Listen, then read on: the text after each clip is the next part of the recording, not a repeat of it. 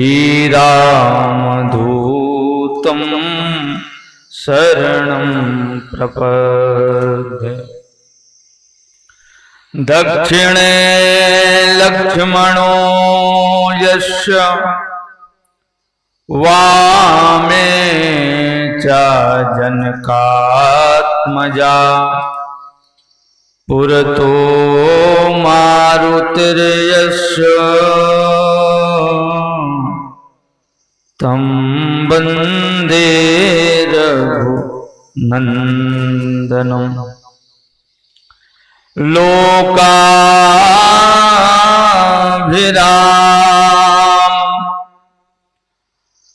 रणरङ्गधीरम्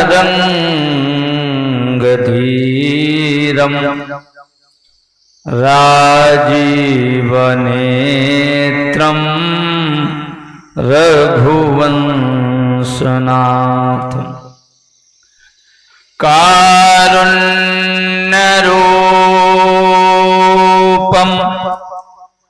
करुणाकरन्तं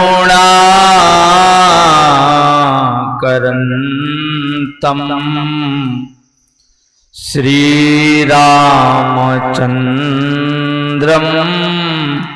शरणं प्रपद्ये। प्रेम से बोलिए अयोध्यानाथ भगवान की, श्री हनुमान जी महाराज की, गोस्वामी तुलसीदास जी महाराज की, कामदनाथ भगवान की, श्री नरसिंहदेव भगवान की, यज्ञ नारायण भगवान की जय जय। श्री सीताराम। अनंत अनंत कोटि ब्रह्मांड नायक जगदाधार जगदीश्वर परब्रह्म परमात्मा मर्यादा पुरुषोत्तम प्रभु श्री सीताराम जी महाराज, उन्हीं के चरणों के अनन्य उपासक संत बलवंत श्री हनुमान जी महाराज, कविकुल दिवाकर चक्रचूड़ामणि पूज्यपाद गोस्वामी तुलसीदास जी महाराज, जिनके श्रीमुख से आप सभी लोग उस मंच का विश्राम की दिव्य राम कथा आप सभी लोग श्रवण करेंगे। ऐसे परम पूज्य प्रातः स्मरणीय अनंत श्री विभूषित श्रीमद जगतगुरु रामानंदाचार्य श्री कामदगिरि पीठाधीश्वर पूज्यपाद सद्गुरुदेव भगवान, मेरे बाद जिनकी आप बड़ी ही दिव्यतम वाणी से लाभान्वित होंगे, ऐसे जौनपुर की पावन धरा से पधारे हुए मेरे बड़े भाई भैया श्री विद्यार्थी जी महाराज, यज्ञ में आए हुए यज्ञाचार्य जी के रूप में भैया श्री मनोज शास्त्री जी महाराज एवं भैया सिद्धार्थ जी महाराज, इस दिव्यतम आयोजन जो आज फल रहा है फूल रहा है, ऐसे दिव्यतम वृक्ष को लगाने का जिन्होंने अपना संपूर्ण जीवन लगा दिया हो, ऐसे पूज्य गृहस्थ संत पूज्य चरण श्री तिवारी जी महाराज, आज वो हम आप सभी के मध्य नहीं हैं, लेकिन कहीं ना कहीं किसी न किसी रूप में इस परिक्षेत्र में जरूर रहते हैं और उन्हीं के आशीर्वाद से ये सब कार्य आप सभी को देखने एवं प्रतिवर्ष राम कथा श्रवण करने का सुंदर सौभाग्य प्राप्त होता है। एवं समस्त कथा प्रेमी श्रद्धालुजन, जैसे मंच की मर्यादा है 2 बार भगवान नाम संकीर्तन, तत्पश्चात जैसी ठाकुर जी की इच्छा होगी उसी अनुसार हम आप सभी लोग समयानुसार कोई विशिष्टम पात्र को रख करके और अपनी बात को आप तक पहुंचाने का काम करेंगे। तो आए 2 बार पहले भगवान नाम संकीर्तन, सभी लोग भाव से श्रद्धा से। श्री राम जय राम जय जय राम, श्री राम श्री राम जय राम जय जय राम, श्री राम हम जय जय धनुषर धारी राम, जय जय जय जय अवध बिहारी राम, जय जय हम कौशल्या के प्यारे राम, कौशल हम दशरथ राज दुलारे राम, दशरथ संतों के रखवारे राम, संतों के हम भक्तन प्राण प्यारे राम, भक्तन हम श्री राम जय जय राम, श्री राम हम श्री राम जय जय राम, श्री राम। प्रेम और श्रद्धा से बोलिए अयोध्या नाथ भगवान की, पूज्य गुरुदेव भगवान की। आप सभी कथा प्रेमी श्रद्धालु जन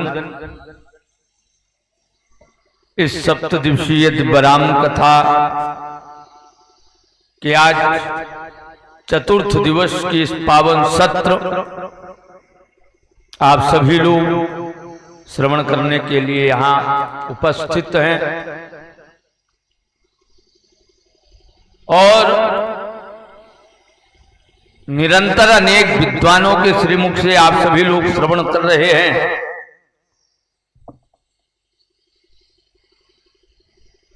आप सभी के मध्य कला मैंने श्री सीताराम जी के विवाह की दिव्यराम कथा आप सभी ने श्रवण किया।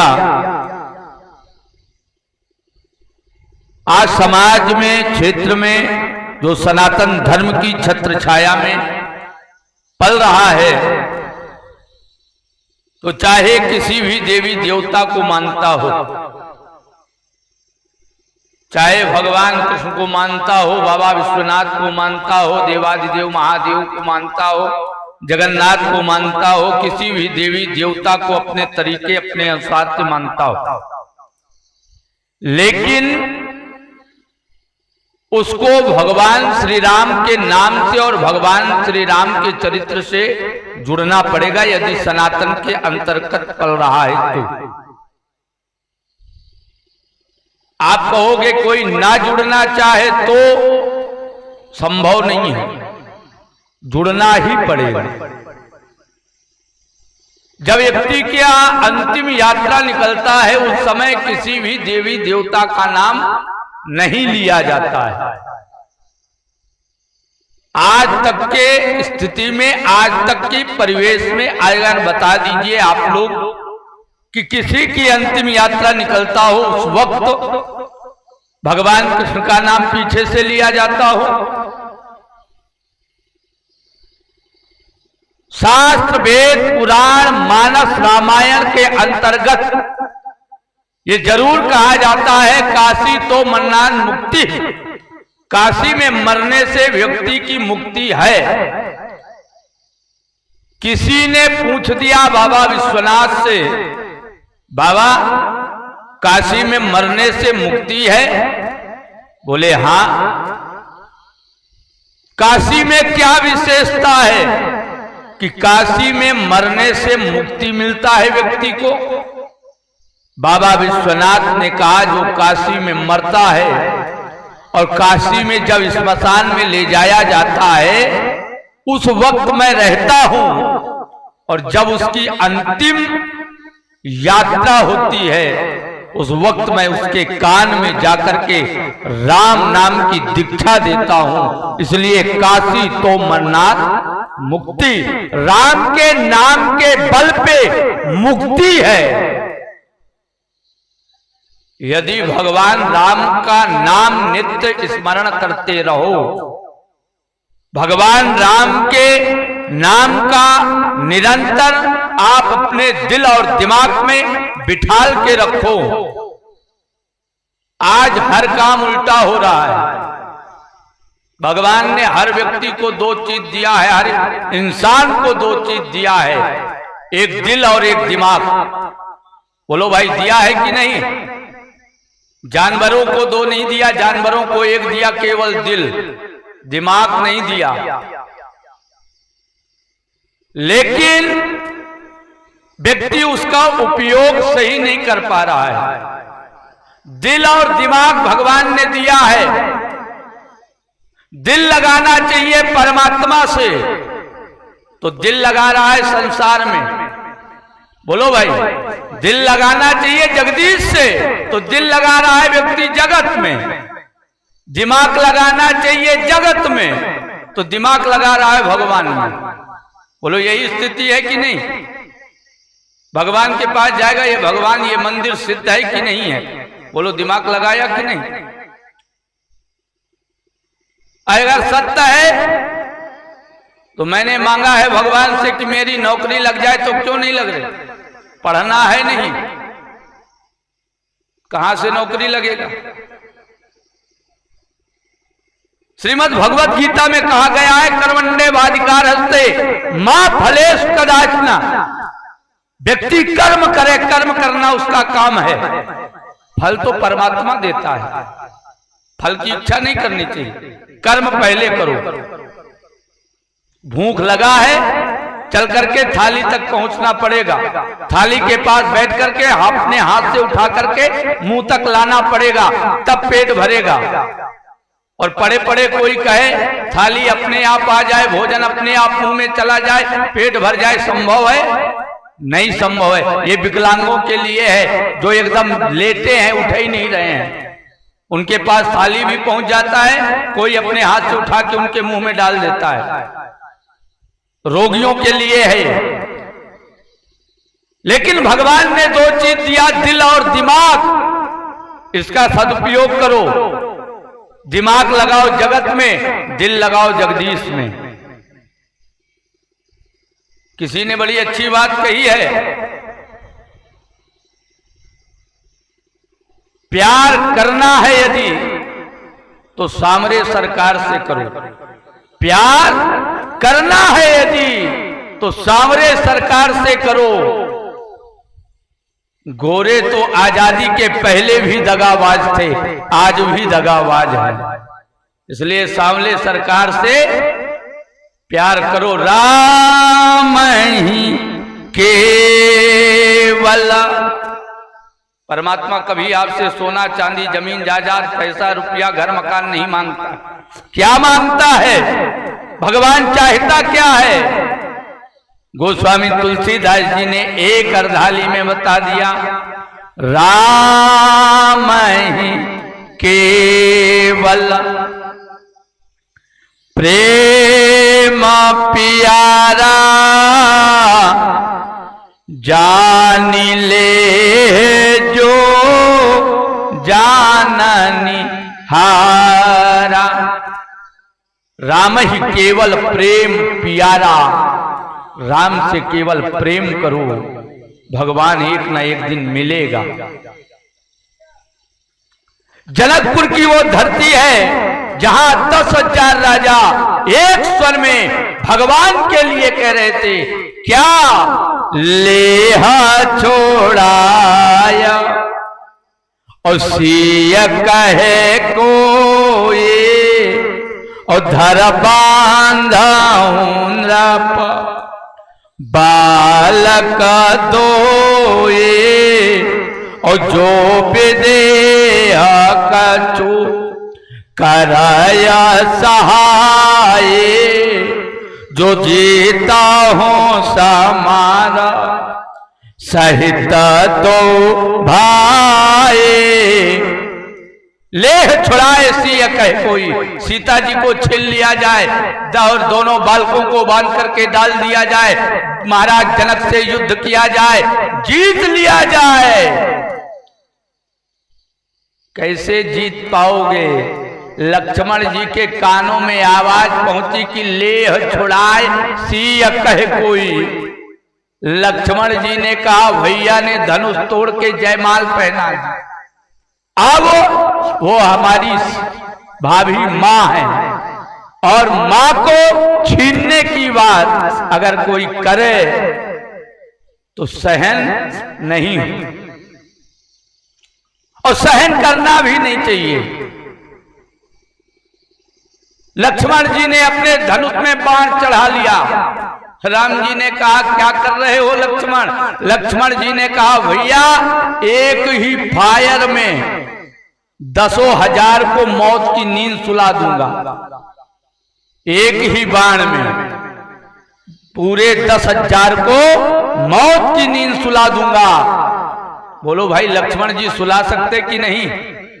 सुला सकते हैं, सामर्थ्य है लक्ष्मण जी में। लक्ष्मण जी ने कहा एक ही बाण में मौत की नींद सुला सकता हूं। राम जी ने कहा लक्ष्मण तुम में वो सामर्थ्य है, सुला भी सकते हो लेकिन सुलाना नहीं है। फिर करना क्या है? लक्ष्मण जी से भगवान ने कहा लक्ष्मण यदि तुम मौत की नींद सुला दोगे तो राम के भी विवाह में एक प्रश्न चिन्ह लग जाएगा। बोलो भाई राम के विवाह को कोई स्वीकार करता? फिर कोई नहीं करता। और लक्ष्मण जी में सामर्थ्य है। लक्ष्मण जी एक बाण में मौत की नींद सुला सकते हैं। लेकिन मैं निवेदन करूं आपसे, 10,000 राजाओं ने जैसे ये कहा, लक्ष्मण जी ने कहा भैया, तो ये 10,000 राजा जो कह रहे हैं इनका कोई समाधान है, इनका कोई इलाज है? राम जी ने कहा हाँ है ना। क्या? बोले ये भगवान के ऊपर छोड़ो, भगवान सब सही कर दे। लक्ष्मण जी ने कहा ये बताओ भैया, भगवान आप हो और आप दूल्हा बन के बैठे हो, आप कुछ करोगे नहीं, मेरे को करने नहीं दे रहे हो, कौन भगवान? राम जी ने कहा लक्ष्मण जैसे तुम्हारे लिए मैं भगवान हूं इसी तरह मेरा भी कोई भगवान है। जैसे पुत्र के जीवन में माता पिता बोलो भगवान है कि नहीं? भगवान है। लेकिन धन है आज के पुत्र बड़े विचित्र हैं। इधर माता पिता से लड़ाई करके, माता पिता से अलग हो करके वैष्णो देवी की यात्रा करते हैं। कोई मतलब निकलेगा? कोई मतलब नहीं निकलेगा। आपने यदि माता पिता की सेवा नहीं किया, यदि आपने माता पिता को नहीं माना, यदि आपने माता पिता की आज्ञा का पालन नहीं किया, तो आप हजारों हजार किलोमीटर तय करने के बाद माँ वैष्णो के पास पहुंच करके माँ वैष्णो के सामने नारियल नहीं अपना सिर फोड़ देना, फिर भी माता रानी आपको कुछ देने वाली नहीं है। जिसने जन्मधात्री माँ की सेवा ना किया हो, जिसने अपने पिता की सेवा ना किया हो, जिसने अपने बड़े बुजुर्गों का बात ना माना हो, जिसने अपने बड़े बुजुर्गों को कहने पे सही रास्ते में ना चला हो, उसको माता रानी कभी आशीर्वाद देने वाली नहीं है। पहले घर में बैठे जो देवता बैठे हैं उस देवता का पूजन करना सीखो, उस देवता को मानना सीखो, उस देवता की सेवा करना सीखो, तब वैष्णो देवी के दरवाजे में नहीं जाना पड़ेगा। वैष्णो देवी स्वयं चल करके तुम्हारे घर आ जाएंगे। पहले सेवा करके देखो। आज राम जी ने लक्ष्मण जी से कहा, लक्ष्मण तुम्हारे लिए मैं भगवान हूं, मेरा भी कोई भगवान है। कौन भगवान? चिंता नहीं करो, मेरा भगवान जिस समय आएगा ये 10,000 राजा जो बोल रहे हैं 1 सेकंड में शांत हो जाएंगे। उसी समय बोले तहिया अवसर सुनी शिव धनु भंगा और आया हूं भृगु कुल कमल पतंगा। परशुराम जी आकर के बीच दरवाजे में खड़े हो गए। दरवाजा एक, दूसरा कोई दरवाजा नहीं, आने का भी वही दरवाजा, जाने का भी वही दरवाजा। बीच दरवाजे में परशुराम जी खड़े हैं, हाथ में परसा है, परसे की धार चमचमा रही है। परशुराम जी खड़े हैं। 10,000 राजाओं ने जैसे देखा परशुराम जी की ओर, एक राजा ने कहा अब कुछ मत बोलना। बगल वाले ने कहा क्यों? बोले सामने देखो। जैसे देखे परशुराम जी को सब राजा कांप गए, अपना अपना तलवार छिपाने लग गए। राम जी ने कहा लक्ष्मण देखो ये मेरे भगवान है। लक्ष्मण जी ने कहा भैया कुछ भी हो, आपके भगवान में पावर तो है।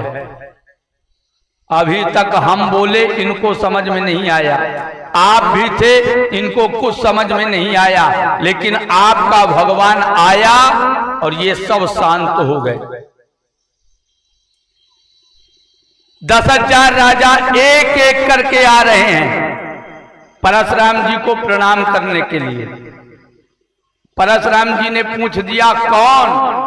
बताने की तरीका देखो। 10,000 राजाओं ने बताया कैसे?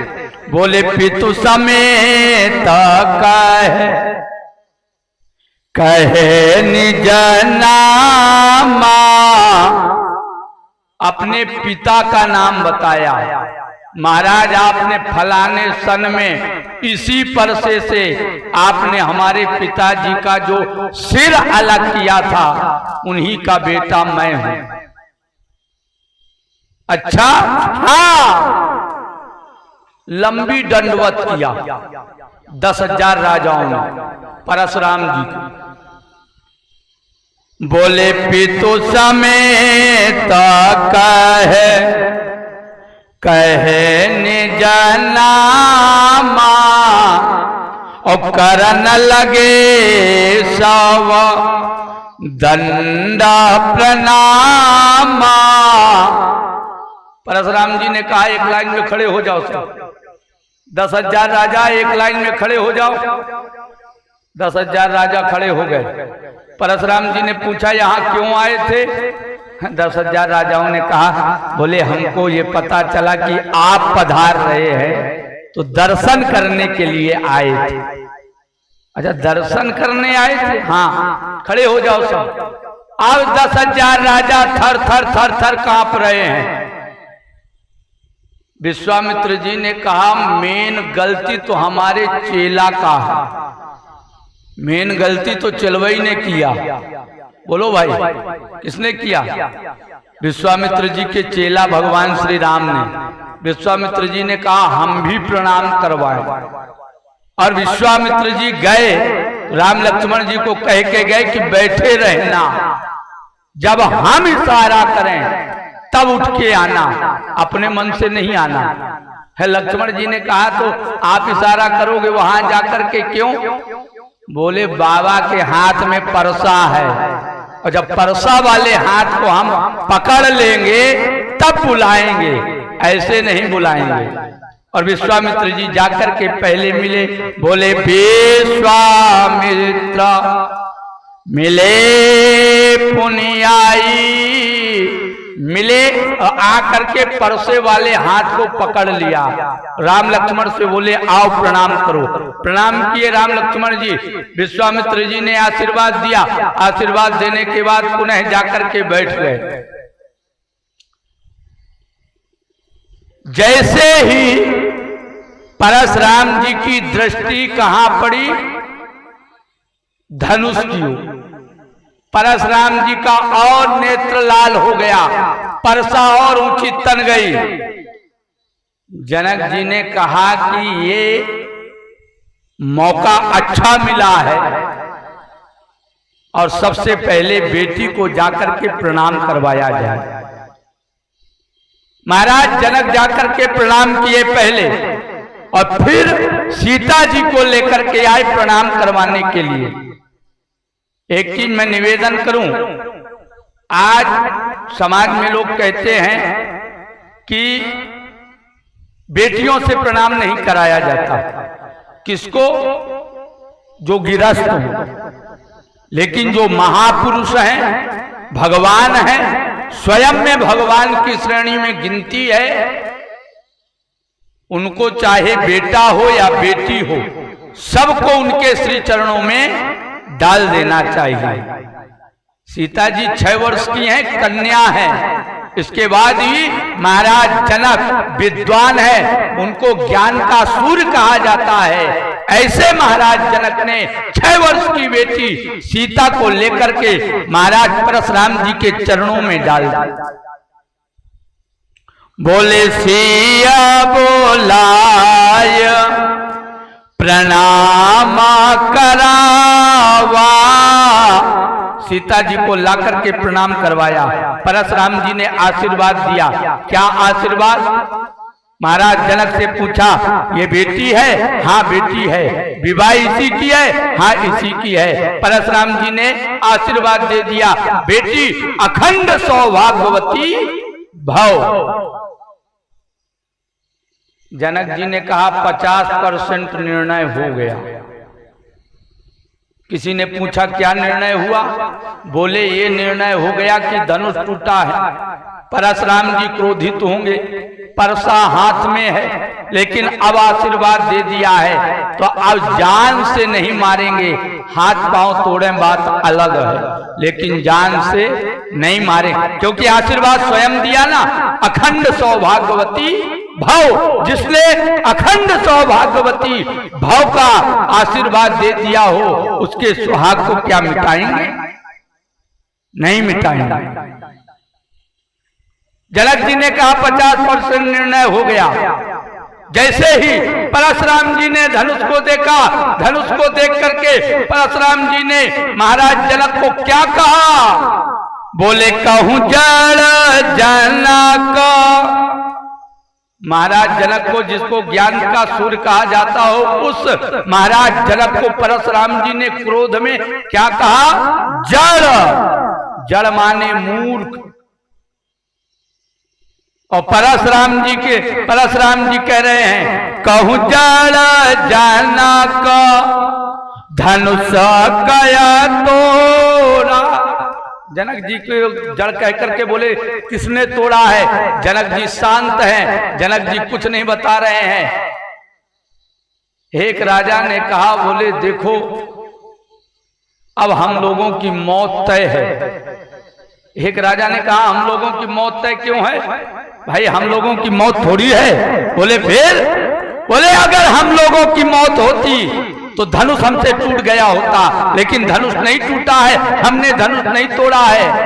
बगल वाले ने कहा जरा देखो परशुराम जी को, हम लोगों की ओर देख के कह रहे हैं। एक राजा ने कहा भले हम लोगों की ओर देख के कह रहे हो, लेकिन हमको मारेंगे नहीं। क्यों नहीं मारेंगे? इसलिए क्योंकि हम जाकर के बताएंगे कि धनुष को हम लोगों ने नहीं तोड़ा। फिर किसने तोड़ा है? बोले जिसने तोड़ा उसका नाम बताएंगे। एक राजा ने बगल वाले ने कहा, बोले जाओ जाकर के कह दो। बोले अभी नहीं जाएंगे। बोले फिर? बोले जब ये कंफर्म हो जाएगा कि हमको मारने वाले हैं तब हम जाकर के बताएंगे। परशुराम जी ने कहा सुन लो सभी लोग, जिसने धनुष तोड़ा है वो मेरे पास आ जाए, और यदि नहीं आया तो जितने यहां हैं सबके ऊपर परसा चलेगा, कोई नहीं बचेगा।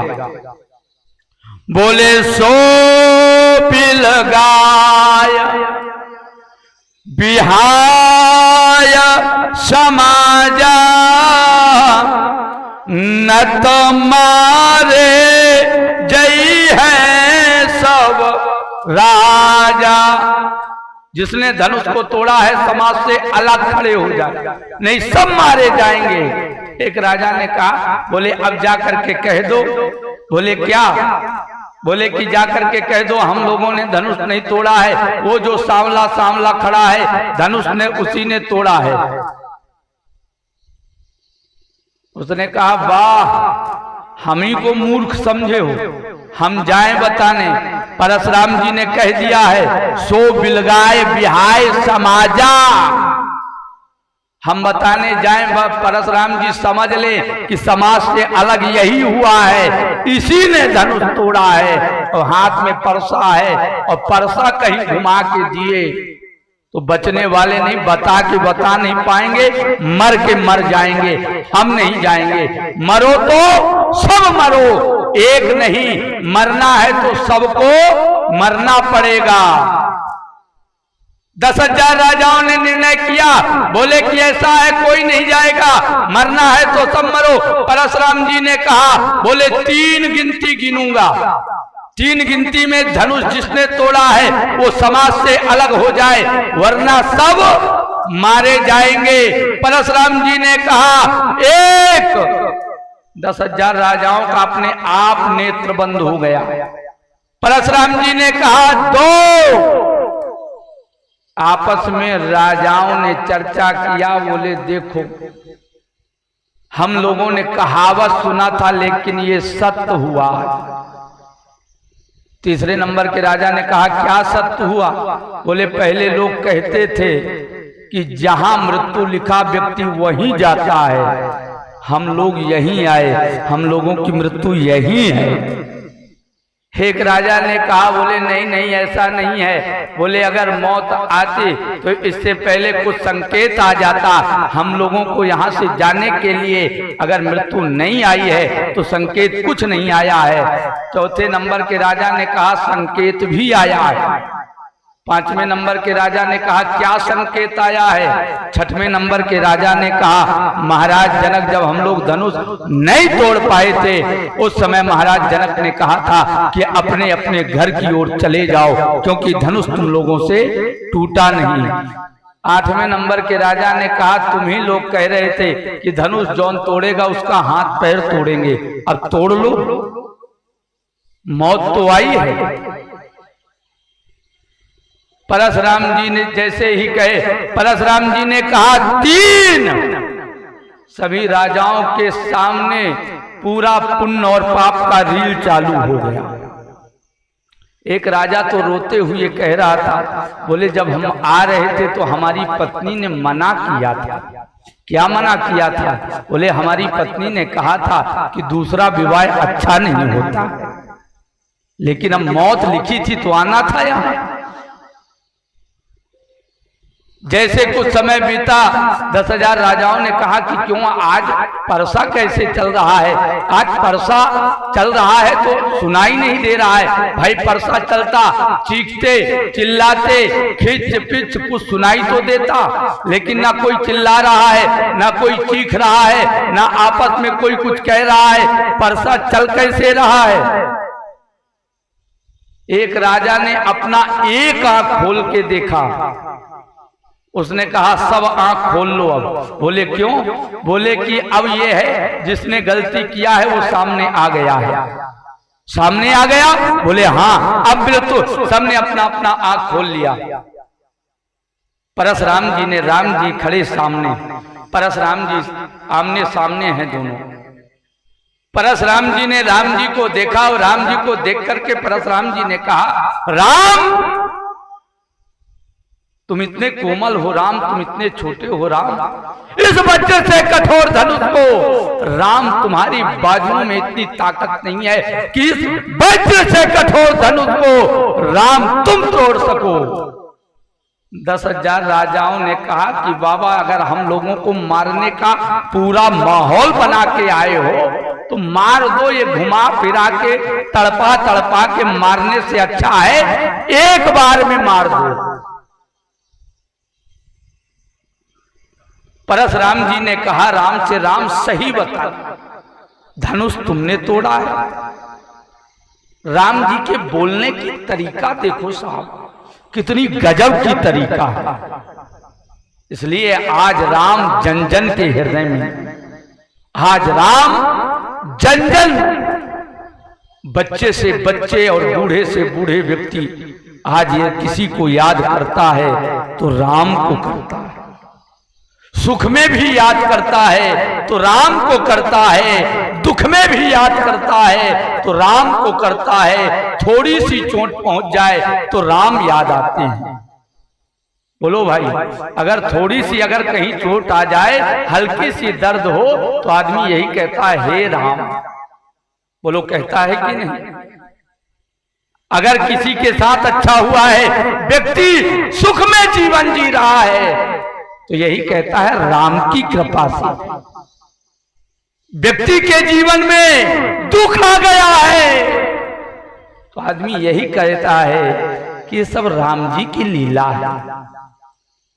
हर व्यक्ति आज राम को याद करता है तो राम की वाणी की बदौलत है, राम के बोलने की तरीका देखो क्या गजब की तरीका है साहब। राम जी से परशुराम जी ने कहा, राम धनुष को तुमने तोड़ा है?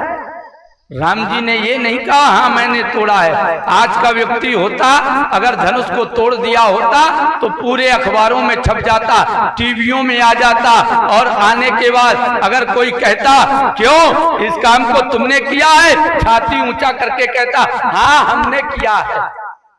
बोलो कहता कि नहीं? लेकिन राम को देखो, जिनके हाथों में पूरी सृष्टि है, वो राम जब बोलते हैं तो क्या तरीका है, क्या मर्यादित भाषा है। राम जी ने हाथ जोड़ के कहा, और क्या कहा, नाथ शंभो धन भंजनी हारा, होई है कोई एक दास तुम्हारा। कोई एक आपका दास होगा, और जो आपका दास होगा उसी में इतना सामर्थ्य है जो वज्र से कठोर धनुष को क्षण भर में तोड़ दिया। 10,000 राजाओं ने कहा, बोला भी तो कितना घुमा फिरा, अरे सीधे सीधे कह देता हाँ मैं ही दास हूं, मैंने ही धनुष को तोड़ा है। ऐसे कह रहे हैं, नाथ शंभुधन भंजन हारा, होई है को एक दास तुम्हारा। अब बाबा दास किसको मान बैठे? बोलो भाई, दास किसको मान बैठे हैं, ये कोई भरोसा तो है नहीं। परशुराम जी ने कहा, राम वो दास नहीं, वो दुश्मन होगा, वो दास की श्रेणी में गिनती नहीं होगा। राम जी ने कहा, यदि दुश्मन होता तो ये वज्र से कठोर धनुष को हिला तक नहीं पाता। दास में ही इतनी क्षमता है, दास में भी आपकी कृपा है, इसलिए धनुष को 2 भागों में करें। लक्ष्मण जी बगल में खड़े थे। लक्ष्मण जी ने कहा, भैया एक चीज कहें। लक्ष्मण जी से भगवान ने कहा, क्या? आपकी भाषा और बाबा जी की भाषा में कोई मेल नहीं है, हमारी भाषा और बाबा जी की भाषा में एकदम मेल है, मिलता जुलता है। आप 2 मिनट साइड में हो जाइए, हम 2 मिनट में समझा देंगे धनुष किसने तोड़ा। आप लोगों ने सुना होगा, एक बहुत बढ़िया यूपी की ही घटना है। एक प्राइमरी स्कूल में प्रधानाचार्य जी पढ़ा रहे थे विद्यार्थियों को, और पढ़ाते पढ़ाते क्या है, उनको हुक्का पीने की बहुत आदत सी थी, हुक्का पीते थे। विद्यालय में हुक्का पीने लगे। तब तक जो है विद्यालयों की चेक करने के एक कलेक्टर आदि का एक दौड़ा निकला। उसी समय विद्यालय में पहुंच गए। चपरासी ने कहा, बाबूजी बाबूजी। बोले क्या है? बोले कलेक्टर आदि आए हैं और आप हुक्का पी रहे हैं विद्यालय में। प्राचार्य ने कहा, बोले कोई दिक्कत नहीं है, तुम अपना काम करो, कलेक्टर आदि को हम देख लेंगे। कलेक्टर पहुंच गए। कलेक्टर ने जैसे ही कि क्लास में प्रवेश किया, उसी समय मास्टर साहब ने कहा, प्राचार्य जी ने कहा, बोले कि बच्चों, ज्वालामुखी से धुआं इसी तरह निकलता है। कलेक्टर जैसे अंदर घुस करके कलेक्टर ने कहा, बोले क्यों हुक्का पीते हो विद्यालय में?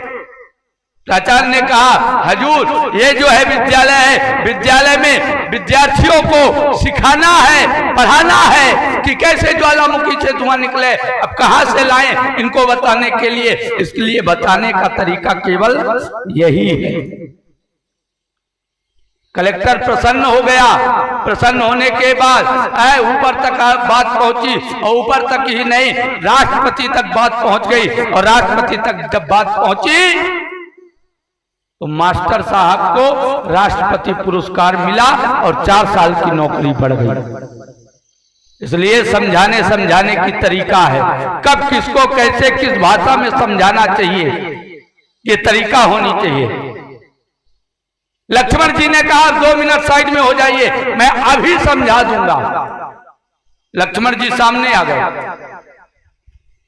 10,000 राजाओं ने कहा, कुछ भी हो, ये जो बड़ा वाला है ये बहुत दिमाग का तेज है। एक राजा ने कहा, क्या? बोले धनुष अपना तोड़े, और जब मरने की बारी आई तो अपने भाई को आगे कर दिया।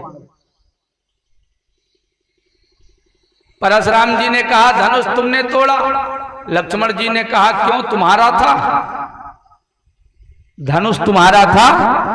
परशुराम जी ने कहा, धनुष मेरा नहीं था। लक्ष्मण जी ने कहा, फिर क्या आपके बाप का था? एही धनु पर ममता कही हेतु, इस धनुष पे क्या आपकी ममता है? परशुराम जी ने कहा, धनुष मेरा नहीं था, धनुष मेरे बाप का भी नहीं, ये धनुष मेरे गुरुदेव का था, इसलिए धनुष पे ममता है। लक्ष्मण जी ने कहा, ये पहली बार नहीं तोड़े हैं, फिर बचपन में बहुत धनु ही तोड़ दिए, बहु धनु ही तोड़ी लड़काई। बचपन पे बहुत धनु ही तोड़ दिए, आज तक नजर नहीं आए। ये धनुष टूटा, और ये धनुष की बात कर रहे हो, ये धनुष कोई मजबूत धनुष नहीं था, ये धनुष कोई कहते हैं कि वज्र से कठोर धनुष था, नहीं था। परशुराम जी ने कहा, तो बोले छुअत ही टूटा, पिनाक पुराना, छूते ही टूट गया, पुराना सड़ा गला रखा था, छूते टूट गया, इसमें हमारी कोई गलती नहीं है।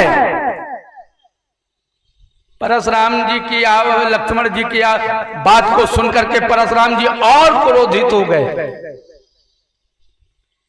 जैसे ही और क्रोधित हुए, राम जी पुनः आगे आ गए। राम जी ने कहा, बालक है, क्रोध मत करिए, आपके सेवक हैं ये सब, आप कृपा करिए। परशुराम जी ने कहा, राम, मैं तुम्हें बता रहा हूं, राम, मेरी बात को राम ध्यान से सुनना। राम, ये जो बोल के गया है, ये मेरे परसे की धार से बचने वाला नहीं है। अपने परसे से परशुराम जी ने कहा, ए परसा, उठ और चल। परसे ने कहा, किस पे? बोले जो सामने है। राम पे? हाँ। परसा नहीं उठा।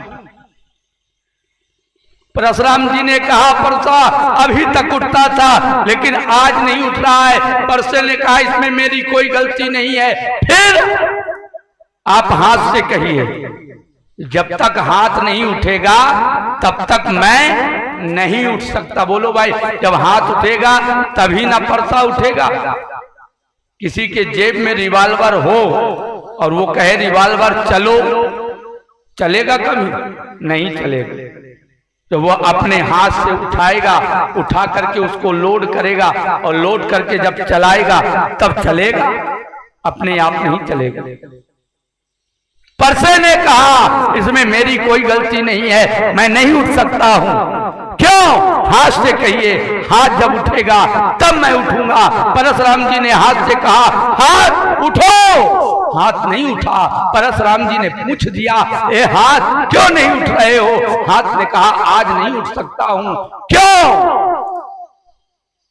अभी तक उठते थे। हाथ ने कहा, अभी तक मैं उठता था, इसलिए अधर्म का धर्म की स्थापना के लिए, अधर्म का विनाश करने के लिए मैं उठता था, लेकिन आज नहीं उठूंगा। क्यों? क्योंकि आज आप धर्म को नष्ट करने की बात कर रहे हैं। रामो विग्रहवान धर्मा, राम स्वयं में धर्म है और राम अखंड है। राम को कभी कोई खंड खंड नहीं कर सकता है। राम अखंड एक सीतावर, राम अखंड है, राम को कभी कोई खंड खंड कर ही नहीं सकता है। आज तमाम लोग ऐसे दुष्कर्मी, पापी, अत्याचारी हैं समाज में जो कहते हैं सनातन को मिटा देंगे। बोलो भाई, सनातन को मिटाने में किसी में दम है? किसी के बाजुओं में वो ताकत है? सनातन अजर था, अमर था और आज भी है, आगे भी रहेगा। सनातन को कोई मिटा नहीं सकता था। ये जितने धर्म हैं ये कुछ दिनों के हैं। बोलो भाई, इससे पहले कोई था? आज भी, चाहे वो मुस्लिम हो, सिख हो, ईसाई हो, जब पैदा होता है परमात्मा के यहां से आता है, हिंदू बन के आता है। उसको मुसलमान, सिख, ईसाई यही बनाया जाता है, पहले से बन के नहीं आता है। पहले वो हिंदू बन के आता है और हिंदू सनातन में रहने वाला व्यक्ति वो परमात्मा के यहाँ से बना बनाया आता है। परमात्मा बना के उसको भेजता है। वो शुरू से लेकर के आखिरी श्वास तक सनातन का ही होता है। आज मैं एक चीज निवेदन करूंगा आपसे, आज ये मतभेद जो है हमारे भारत में, हिंदू अलग और है, आज मुस्लिम अलग और भाग रहा है, सिख अलग और भाग रहा है, ईसाई अलग और जा रहा है। लेकिन मैं एक चीज कहूं, चाहे हिंदू हो, मुस्लिम हो, सिख हो, ईसाई हो, ब्राह्मण हो, क्षत्रिय हो, वैश्य हो, शूद्र हो, कोई भी हो, उसको एक बात कहना चाहिए। क्या?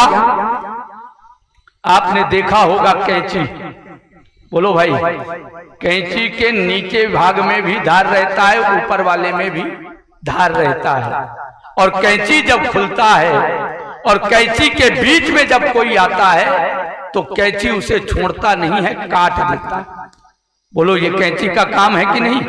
जब कैंची के बीच में कोई आता है, दोनों धारों के बीच में कोई आता है, उसे कैंची काट देता है। बस इसी तरह हिंदू, मुस्लिम, सिख, ईसाई, ब्राह्मण, क्षत्रिय, वैश्य, शूद्र, इन सबको मिलकर के एक स्वर में कहना चाहिए, हम भारतवासी हैं, हम भारत की धरती में रहते हैं, हम भारत माँ के पावन गोद में रहते हैं और हम भारत के लिए कैंची की तरह हैं।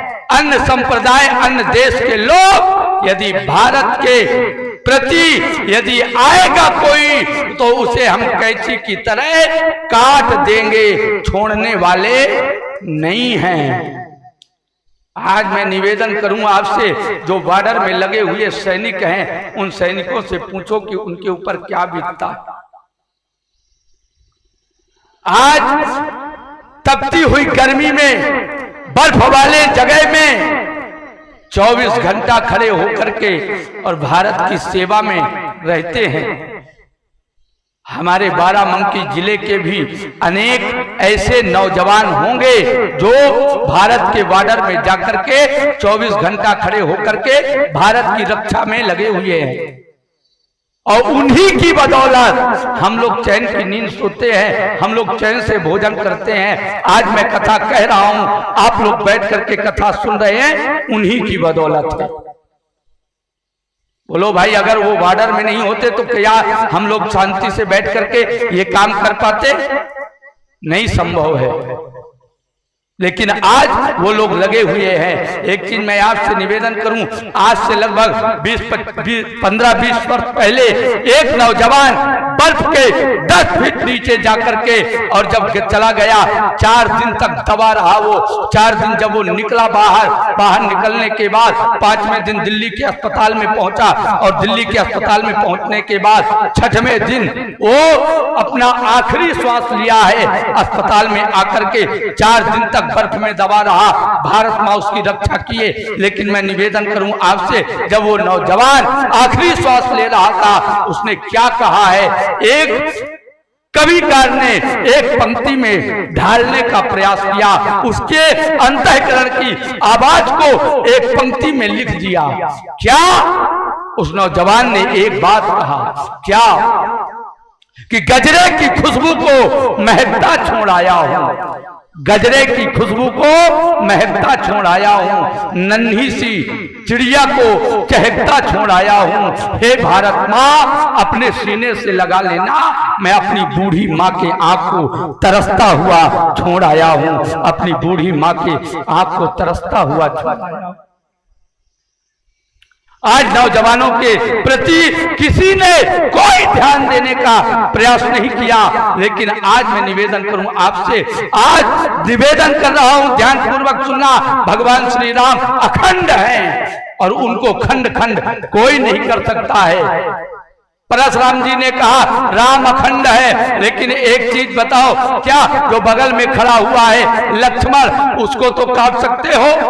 हाथ ने कहा वो भी संभव नहीं है, उसको भी नहीं काटा जा सकता है। क्यों? इसलिए कि जिनको आप लक्ष्मण कह रहे हैं उनका एक नाम और है, क्या? शेष। बोलो भाई, लक्ष्मण जी को शेष कहा जाता है कि नहीं? शेष कहा जाता है। और लक्ष्मण जी शेष हैं, शेष को भी कोई नहीं काट सकता। आप यहां पढ़े लिखे लोग बैठे हुए हैं, बोलो भाई, मैथ का जब पेपर देने जाओगे और मैथ का जब पेपर दोगे और शेष को यदि काट के आ जाओगे, बोलो कितने नंबर मिलेंगे? हैं? मिलेगा कुछ? जो बचता है वही शेष है। सब कट पिट के जो बच जाए उसी को शेष कहते हैं। शेष कभी कट नहीं सकता है। परशुराम जी को बात याद आ गई, जब ये धनुष मुझे मिला था तब मेरे गुरुदेव भगवान शंकर ने कहा था कि ये परशुराम ये धनुष लेकर के जाओ, और ये धनुष जिस दिन तुम्हारे हाथ से किसी के हाथ में पहुंच जाए, समझ लेना पूर्ण ब्रह्म वही है और तुम्हारा साधना सार्थक हुआ जिसके लिए तुम साधना कर रहे हो। परशुराम जी ने कहा आज मुझे पूर्ण ब्रह्म का दर्शन हो गया है, आज मुझे पूर्ण ब्रह्म मिला है, आज मुझे पूर्ण ब्रह्म का दिव्य दर्शन हो रहा है। मैंने जिसके लिए अभी तक साधना किया है उस साधना का फल स्वरूप पूर्ण ब्रह्म का दर्शन हुआ है। परशुराम जी के हाथ से अपने आप धनुष राम जी के हाथ में पहुंच गया और राम जी के हाथ में धनुष पहुंचा। एक चीज मैं निवेदन करूं, पढ़े लिखे लोग बैठे हो, जरा बताओ गणित में पूर्ण अंक किसको माना गया है? 1 से लेकर के 100 तक पूर्ण अंक केवल 9 को माना गया, ना 8 को माना गया, ना 10 को माना गया, ना 7 को माना गया, ना 11 को माना गया। बोलो भाई, माना गया? नहीं माना गया। यदि 8 को पूर्ण अंक मानते तो संभव नहीं था, लेकिन 9 को पूर्ण माना गया है। पूर्ण अंक है यदि तो उसका नाम है 9। और मैं निवेदन करूं, पढ़े लिखे लोग बैठे हो, तमाम कथाएं आपने सुनी होगी अपने जीवन में। अनेक विद्वान, अनेक महापुरुषों के दिव्य वाणी से आप सभी ने राम कथा, भागवत कथा आदि आदि ग्रंथों के माध्यम से आप सभी ने कथा श्रवण किया हो। लेकिन जरा विचार पूर्वक बोलना, भगवान श्री राम का जन्म किस तिथि में हुआ? उस समय नवमी था कि नहीं? नवमी तिथि मधु मास पुनीता। नवमी तिथि, बोलो भाई, पूर्ण है कि नहीं है? और मां सबरी ने भगवान श्री राम से कितने भक्ति मांगे? 9 भक्ति मांगे कि नहीं? 9 भक्ति। ये रामचरितमानस है। रामचरितमानस को पूज्यपाद गोस्वामी तुलसीदास जी ने नवमी के दिन से लिखना प्रारंभ किया है। मां पार्वती ने भगवान शंकर से कैलाश में बैठ करके 9 प्रश्न किया है। एक चीज मैं निवेदन करूं, भगवान परशुराम ने भगवान राम के सामने 9 बार जय जयकार किया है। आप पूरी मानस को पढ़ लेना, 1 बार 2 बार 3 बार नहीं, 9 बार पूरा किया है। और परशुराम जी ने कहा, कही जय जय जय रघुकुल केतु भृगुपति गए बनहि तप हेतु। परशुराम जी ने जय जयकार करके चले, जैसे 10,000 राजाओं ने कहा जब हमारा लीडर हमारे लिए सब कुछ है, आज वो जिनके सामने जय जयकार करके जा रहे हैं तो हम लोग किसी मायने में लगने वाले नहीं हैं। जो 10,000 राजा कह रहे थे, लेह छुड़ाए सिय कह कोई, धर बांधो नृप बालक दोई, वही 10,000 राजा परशुराम भगवान श्री राम के सामने अब प्रणाम करके जा रहे हैं, जय जयकार कर रहे हैं और कह रहे हैं, राम हमने जो कहा है उसके लिए अब राम क्षमा कर देना। और पुनः तपस्या के लिए परशुराम जी चले गए। भगवान श्री राम का दिव्यतम विवाह, दिव्यतम वो जनकपुर की धरती में भगवान श्री राम का विवाह हुआ। और विवाह होने के बाद भगवान श्री राम जिस समय जनकपुर की धरती में मंडप के नीचे भगवान श्री राम भगवती सीता दोनों बैठे हैं बरासन लगा करके, उस समय महाराज दशरथ के मन में एक बात आई। आप कहो क्या? कौन सी बात? भगवान श्री राम और भगवती सीता बरासन में बैठे। बोलो भाई, बरासन लगता है कि नहीं? मंडप के नीचे जब दूल्हा और दुल्हन बैठते हैं उस समय बरासन लगता है। और बरासन लगने के बाद जो ससुराल के सखियां होती हैं वो दूल्हे को गाली देती हैं। बोलो, देती हैं कि नहीं? ये नियम है। जब तक गाली ना मिले तब तक जो है विवाह संपूर्ण नहीं माना जाता है। सखियां बैठ करके गाली देती हैं। आजकल के तो गाली भी बड़ा विचित्र है। आजकल की गाली देने का तौर तरीका नहीं है। आजकल की गाली देते हैं दूल्हे को, दूल्हे के बाप को करिया सांप डसे। बोलो भाई, ये कोई गाली है? ये कोई गाली नहीं। हमारे बुंदेलखंड में कौन सी गाली देते हैं?